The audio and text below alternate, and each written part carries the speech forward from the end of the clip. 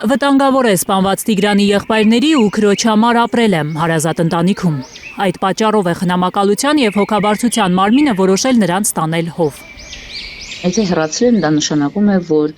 երեխաների մնալը այդ ընտանիքում համարում են վտանգված, ռիսկային, գոնե բարձր ռիսկային։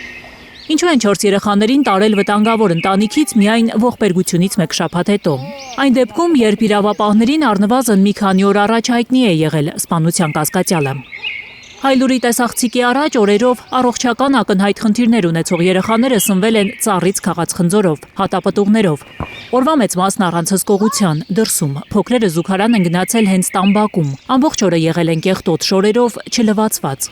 Արդյոք սոցաշխատողներ, խնամակալներ չպետք է հերթապահեին այդ տանը, կամ ժամանակավոր կացության վայր չպետք է տանեին նրանց ավելի շուտ։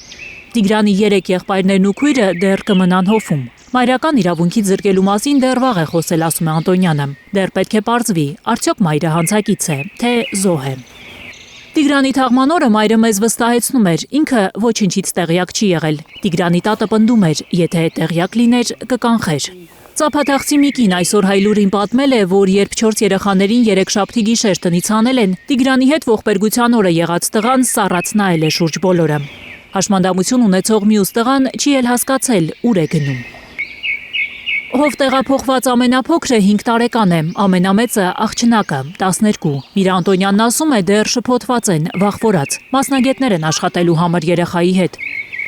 Եթե խնդիրը զուտ տրավմատիկ լինի, հնարավոր կլինի վերականգնել հանցագործության լուռ վկա տղայի խոսքը։